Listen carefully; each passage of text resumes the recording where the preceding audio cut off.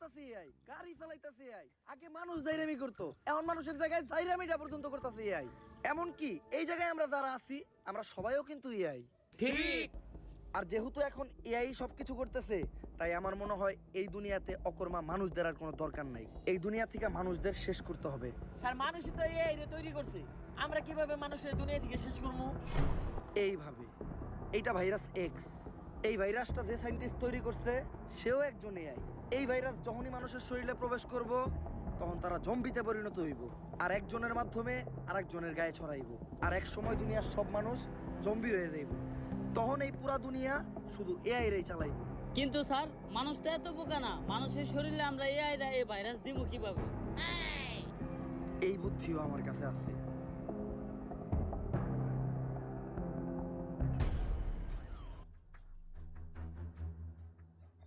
Sir আপনি এটা কি করলেন? আপনি নিজে এনে লেখা দিচ্ছেন সাবধানে এটা কেউ খাবেন না। মানুষ কি বুঝাই নাকি এই লেখা দেখার পরও মানুষ এটা খাইবো? মানুষ বুঝাই না, কিন্তু মানুষ হইল তেরা। মানুষই দুনিয়ার একমাত্র প্রাণী, ওরে যেটা না করা হইব ও ওইটাই বেশি করে করব। তুই খালি দেখতে থাক। পকেটে ছিল না টাকা, তাও কিনছি 250 গ্রাম কেরু। বাসায় যেয়ে শুরু করে দেবো জয় গুরু। কিরে এনে আবার কি লেখা? সাবধান কেউ খাবেন না। তোর মারে বাপ, কেরু খাই হজম করে লাই, আর এটা তো কোন লেয়ার। আজকে আর কেরু খামু না, আজকে এইটাই খামু। জয় গুরু, তোমার নামেই করলাম শুরু। আমারে খাইতে না করে।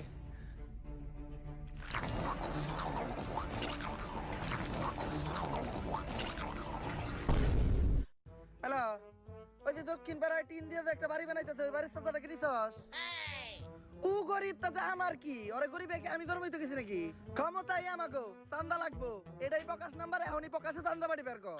প্রিয় অভিভাবক, আপনি যে সিলেট সাদা পাথর থেকে পাথর আনার দায়িত্ব দিয়েছিলেন, এই যে পাথর লয়ে আইছি।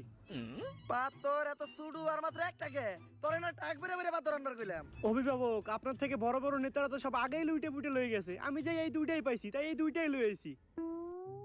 দুইটা কইলি, ইনে তো পাথর মাত্র একটা, আর একটা কই? অভিভাবক, পাথর আমি দুইটাই নিয়ে আইতেছিলাম, কিন্তু আহার পথে একটা পাথর আরেক নেতারে চাঁদা দেওয়া লাগছে। যাই হোক, তুই চান্দা তোলা শিখাই গেছস, ভাবতাছি সামনে তোরে বড় একটা পদ দিয়ে দিমু। প্রিয় অভিভাবক, আপনি আমার কি পদ দিবেন? আপনার নিজেরই তো পদ নাই। এগুলো কইস না, এলাকার মানুষ শুনলে আবার চান্দা দিব না। আর ভাবতাছি এলাকায় একটা রাডার লাগাম। ইদানিং এলাকার উপরে দিয়ে অনেক বিমান যায়, বিমান থেকে অটো চান্দা কালেক্ট হয়ে যাইব। আমার এলাকার মাটি হোক বা আকাশ, চলাচল করতে হইলে চান্দা দিতে হইব। আরামই আরাম। অভিভাবক, আহার সময় শুনলাম এলাকায় নাকি কি এর জম্বি টম্বি